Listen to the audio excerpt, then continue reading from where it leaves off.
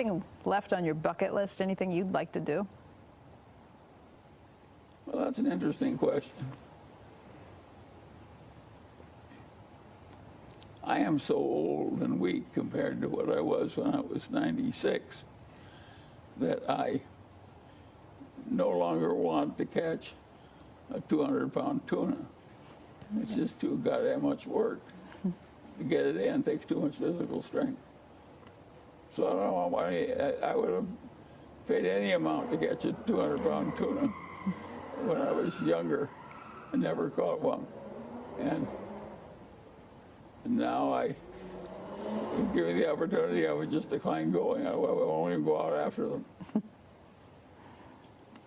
There are things you give up with time. And you're pretty active. You've got a busy social schedule. You're on Zoom. You have breakfasts and lunch. Well, I like it that way. Yeah. That's my idea of a proper old age for me. And I didn't plan it. It just happened. And when it happened, I welcomed it.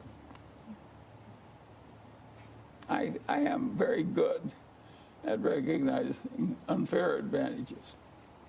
And I got unfair advantages in old age the way I got unfair advantages in non-old age.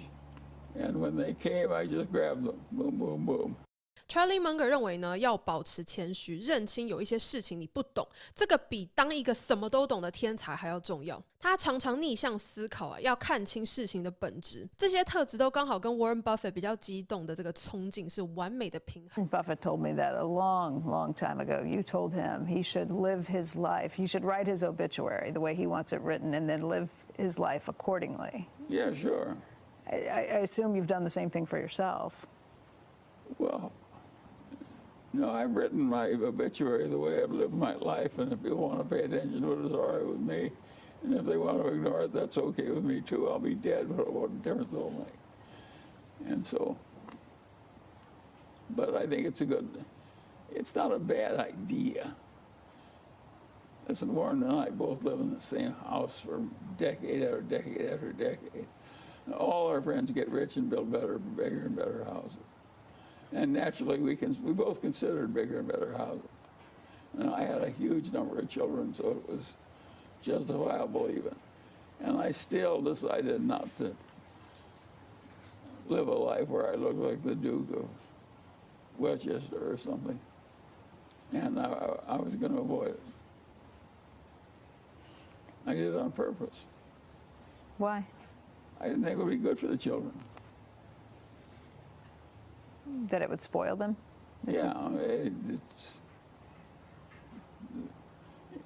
in a rich family, you think your duty is to use the wealth to live grandly. That's what everybody's doing with the money. You will learn from the people that are doing it.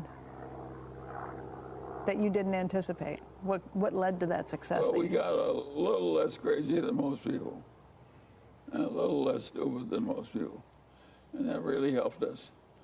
Then in addition, we were given this much longer time to run than most people because something kept us alive into our 90s. And it gave us a long track from our little fiddling start all the way to the 90s. Those are the two things that really happened. And, of course, we wised up over time. We got into better and better companies, and we understood more and more of the bad things that could happen to you and how easy they could creep in. And we avoided them even more assiduously when we were old than we did when we were young. And it all worked.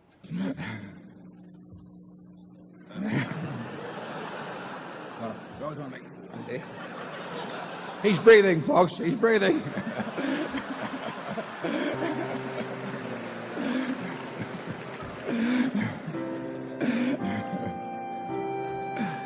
We've got this down to a routine.